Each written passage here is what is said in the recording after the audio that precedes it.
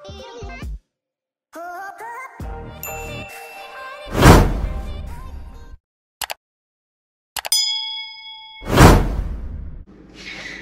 mga sisi! Welcome back sa aking channel. It's your girl, Clouds Dime.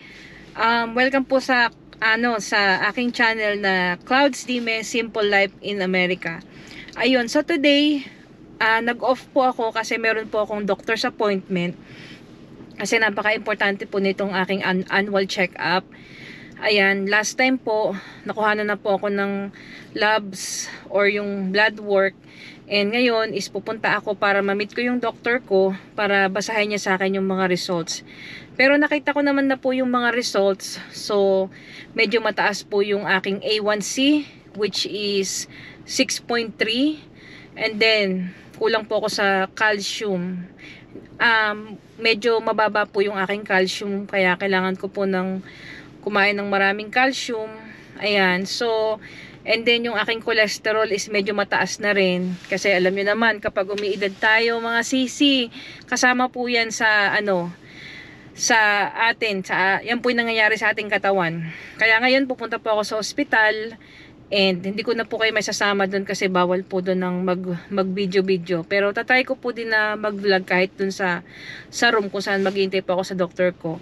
So, hello po sa inyong lahat. Tara na mga sisi, samahan niyo po ako. City car, but we hit the road. Doesn't matter where we go and destination unknown. I don't care where the motor stops. Cause when I want it, then I want it. Yeah, I want it, oh I want it, let's go. Look around, where's the people at?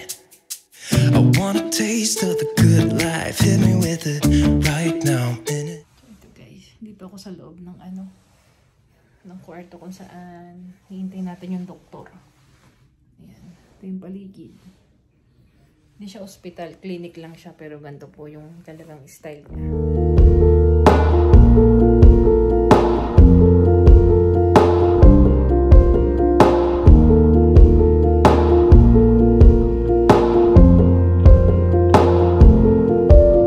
I hear the song you sing as you wake up my soul today. I feel the hope when your sun shines. Hello mga sisi! So ito na nga po, tapos na ang aking appointment sa aking doktor. Ayan, pakita ko sa inyo kung saan ako nagpapagamot. Ayan.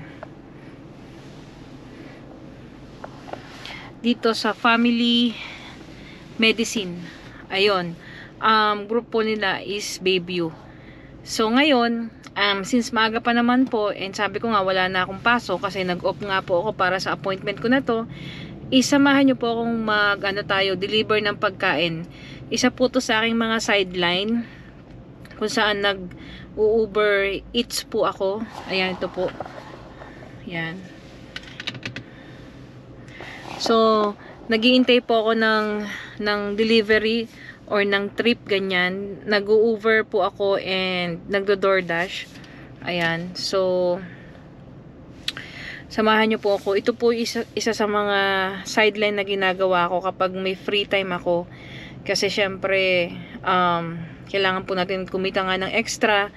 Kasi sa totoo lang po, hindi talaga sapat yung isang trabaho lang or isang full-time job natin. Kasi sa dami po talaga ng bayarin, sa dami ng responsibilidad natin dito sa Amerika. At paulit-ulit ko nga pong sinasabi sa inyo at isinashare sa inyo na hindi po talaga ganun kadali dito.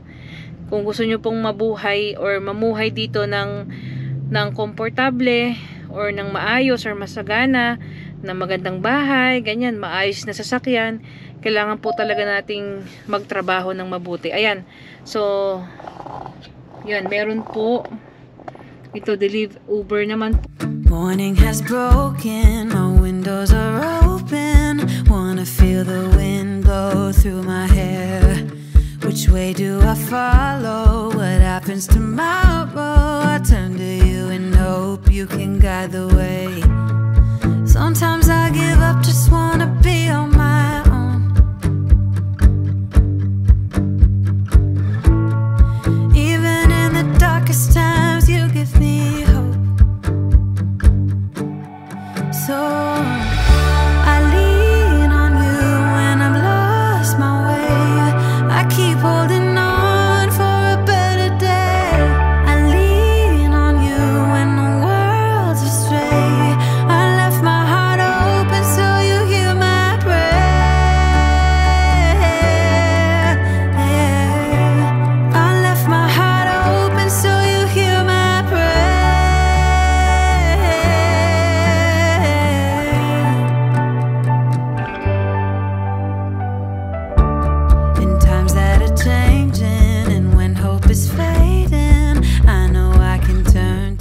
Hello mga sisi, magandang umaga po sa inyong lahat. Ayan, kahapon hindi ko na po natapos yung vlog ko. Nasabi ko mag-DoorDash ako in Uber. Kasi hindi ko na po naituloy yung pag-DoorDash and Uber ko. Kasi wala naman po talaga akong makitang mga deliveries. Ganyan, ng pagkain. Kaya hindi na po ako nakapag-DoorDash. At saka nakapag-Uber. Siguro po, next time po, isama ko po kayo sa aking side hustle na yon. So ito, sobrang lamig po ngayon dito ngayong umaga, mga 6:45 po ng umaga, and sobrang balot na balot po ako kasi tuwing umaga po is inihahatid ko yung aking kapatid sa kanyang school. Kasi po dito kapag malapit sa school, walking distance lang po yung mga bata. So syempre napakalamig and kawawa naman po yung bata kapag pinaglakad natin. Kaya ihatid po natin siya kasi 5 minutes to drive lang naman po yung school. And pag naglakad naman po siya mga 10 to 15 minutes. Kaya ito, samahan po natin siya, ihatid natin siya. Ito nga po pala yung aking kapatid na kalalabas na lang po sa trabaho. Ganyan po talagang buhay dito, talagang yan, graveyard po kasi siya from 6 to 6 AM siya nag-work, and ito kadating niya lang po. Ayan. Hindi pa siya bumababa ng sasakyan. Ayan. Yan po yung sasakyan niya. Ganda po ng sasakyan niya guys, Subaru po yan. Yan, Subaru. Kasi ang dami niya pong nilagay dyan na na mga kinostomize niya po yung sasakyan niya. And sobrang lowered niyan po guys. Yan naman. Ayan, sobrang lowered po niyan. Pero kahit po anong sasakyan dito pwede niyo mabili. Lahat po ng sasakyan na gusto niyo pwede niyo mabili. Ito naman po yung sasakyan ko. Yan. Titingnan nyo naman po, sobrang frozen niya talaga. Ayan o. Ayan. Ito niya po yung yellow. Yan. Black po yan. Ganyan po kalamig dito sa Amerika. Sobra. So ito po yung sasakyan ko. Ayan.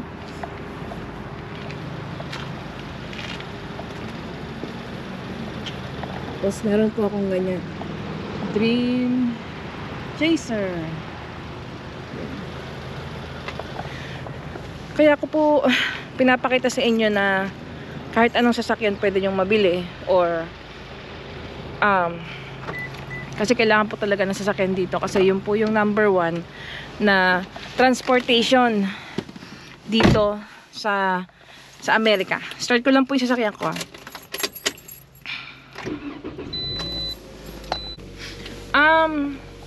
Kaya po pinakita ko yung sasakyan dito is para sabihin sa inyo na basta po may trabaho kayo and may konting ipon, pwede po kayong bumili ng sasakyan kahit ano pa pong brand yan. Pwede pong kahit Subaru, Honda, Acura. Sa case ko naman po, mas pinili ko pong kuhanin yung Toyota Corolla kasi po para sa akin and para po sa mga naririnig ko na tungkol sa Toyota Corolla or Toyota Camry, ganyan, is maganda po kasi talaga ang Toyota, pang matagalan po yung makina. And syempre po, tayo po dito sa Amerika, na tulad na sinabi ko na bawat pera or bawat pennies or bawat talaga, pera may halaga. May halaga po ang pera. So napaka-importante po at napakahalaga sa akin na yung bagay na bibilhin ko or i-invest ko is tatagal siya at matagal kong magagamit. So ito nga pong kotse na to, 6 years na po to sa akin, and bago po ako umuwi ng Pilipinas last year, pinuli paid ko na po siya. So ngayon po ang binabayaran ko na lang is yung property tax and yung insurance, kasi kailangan po talaga na meron kayong car insurance dito sa Amerika kasi required po yun. Kasi kapag wala po, marami pong mangyayari sa license natin, pwedeng ma-revoke, ganyan, or hindi tayo makabili ulit ng sasakyan or makapagpa-register ng sasakyan. Kaya napaka-importante po yun. So ang lesson po natin for today na basta masipag nga lang talaga tayo at matyaga is makukuha natin yung gusto natin. Kaya yun. And gusto ko lang pong batiin lahat po ng mga bago kong subscribers. Hello po sa inyo lahat. Sa lahat po ng mga nakaka-appreciate ng aking content at nanonood. Maraming salamat po sa inyong lahat. And sana po marami pa akong maipakita sa inyo na lugar dito sa Virginia Beach, Virginia.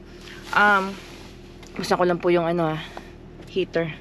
Kasi hindi pa po natatanggal yung frozen. Yan. Ano nyo po ba? Sa likod din po. Frozen pa rin. Yan. So yun, maraming salamat po sa panonood nyo. Siguro po, summer or spring, magpasyal po ako. Ito po yung kapatid ko. Mag-hi ka naman sa vlog ko. Say hi. Yan, kauwi niya lang po. So yun guys, nangingi lang ng update yung kapatid ko about sa pagbili namin ng bahay. Ganun po pala grabe ang pagbili ng bahay. Ang dami pong mga pinipirmahan, ang daming ginagawa. Ayun, bale, na-appraise na po yung bahay.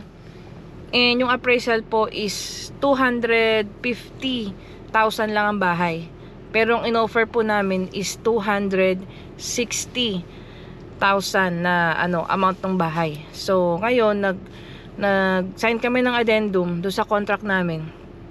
Saying doon sa seller na hey, 250 lang yung bahay mo. So ganitong amount lang namin bibilhin yung bahay mo. Ayun. So another naman paperworks, and it's still up to the seller kung ibebenta niya sa amin ng ganong price. Ayun.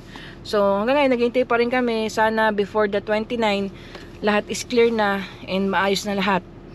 Ayun lang ang pinapray ko para hindi na kami yung para naghihintay or anuman, kasi ganun talaga. Sabi ko nga, si Lord na lang talaga yung makakapagsabi if really para sa amin. Sorry. Si Lord na lang po talaga yung makakapagsabi if para sa amin talaga yon. Ganun. Kaya easy lang po tayong lahat. So yun guys. Mamaya na lang ulit. Hatid ko muna yung kapatid ko, and medyo maingay kasi naka-turn on na todo yung natin heater para mawala yung mga frozen. Lamig guys, grabe. Whew! So, bye bye.